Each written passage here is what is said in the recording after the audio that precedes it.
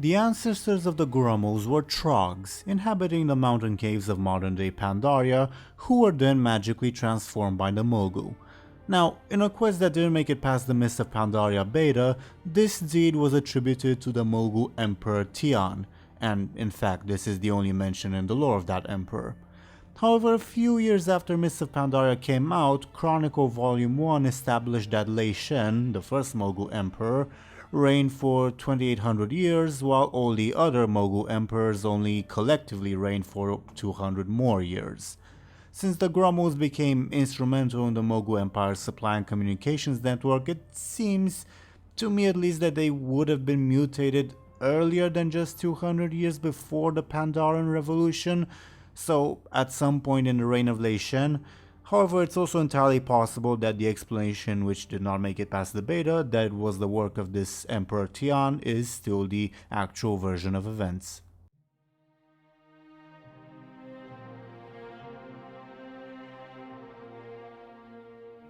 At least according to Pandaren legends and folktales, the Mogu specifically changed those ancient Trogs into Grummles by making them stronger, heightening their sense of smell, and improving their sense of direction.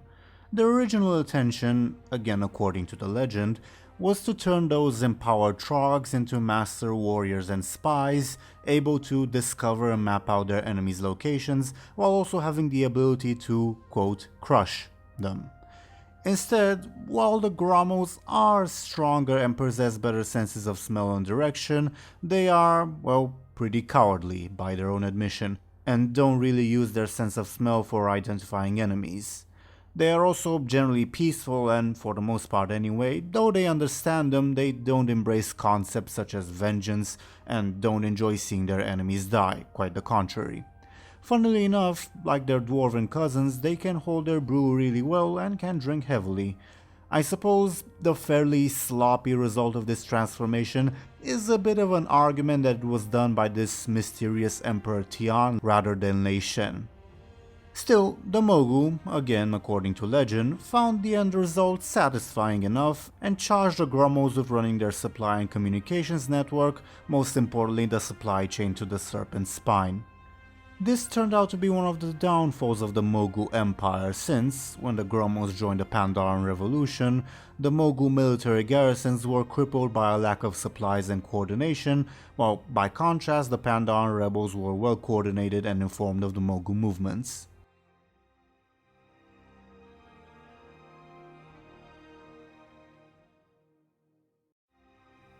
The Gromos, who incidentally also turned out much cleverer than their Trog ancestors, also became traveling merchants as early as the time of the Mogu Empire.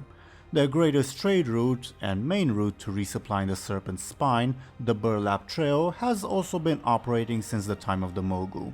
To that end, they have a general agreement with the Shado-Pan, who provide protection to the Gromos in exchange for receiving their supplies, and some very informal and often broken agreements with the local aggressive Hosen, who receive food in exchange for leaving the Gromos alone.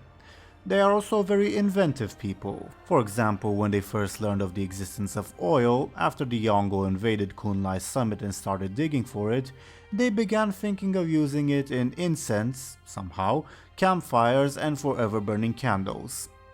Gromo goods are also highly valued among the local Hosen, to the point that some Hosen only became chieftains of their tribe because they had a number of stolen Gromo supplies. They are also described as very shrewd negotiators, with the Pandaren they interact with usually coming out very much on the losing end.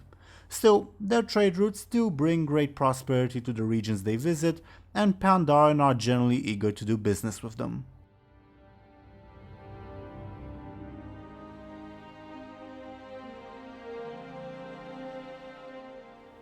While every race in Pandaria has been autonomous since the time of the Pandaren Revolution, the Gromos have no centralized government and presumably never have. Instead, they are organized around caravans, and their government, for lack of a better term, is represented by a loose arrangement of their caravan masters who handle business. Though there isn't much indication that they ever come together to discuss or decide matters even during perilous times. Generally speaking, these caravans don't really seem to have their own names, with the exception of the Keen Bean Kaffa Co., a family of Gromos specialized in producing and selling the Keen Bean Kaffa drink. On that note, instead of governments, the Gromos are mostly connected by their family ties, to the point that the removed quest I mentioned before states that they are all related among themselves. Gromo caravans do, however, tend to have a very similar structure. They are led by a trail guide, typically the only Gromo in the caravan who can handle himself in a fight. Then comes the trail yaker, responsible for handling the pack yaks, while everyone else is a packer, physically carrying the goods they transport.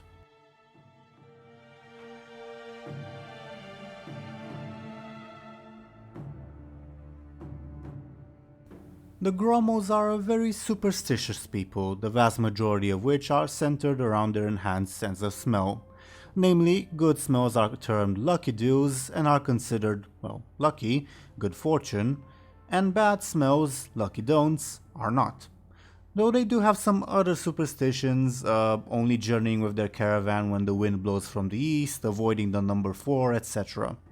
They also, admittedly often as a salesmanship tactic, call others lucky dews as a compliment. Each Gromo also has their own personal lucky dew object that they carry around at all times. This goes to the point that they usually, though not universally, even name themselves after their lucky dews. Clean pelt, 8 coins, broken dice, etc. Incidentally, the second most common naming method they use is via their family relations, brother, cousin, uncle, etc. They also disparage the Gromos that are seen as unlucky, not necessarily to the point of making them outcasts, but rather sometimes even being content to let them die in an emergency until they manage to turn their respective luck around. The Gromos, however, do genuinely believe that their lucky dews hold magical power, and that the luck they supposedly carry can be taken by someone else. This goes to the point that, when the Yongo and the Hosen took some lucky dew objects, among other supplies, the local Gromos specifically tasked adventurers with recovering those first, before the Hosen or the Yongo could discover their secrets. Otherwise, all would be lost.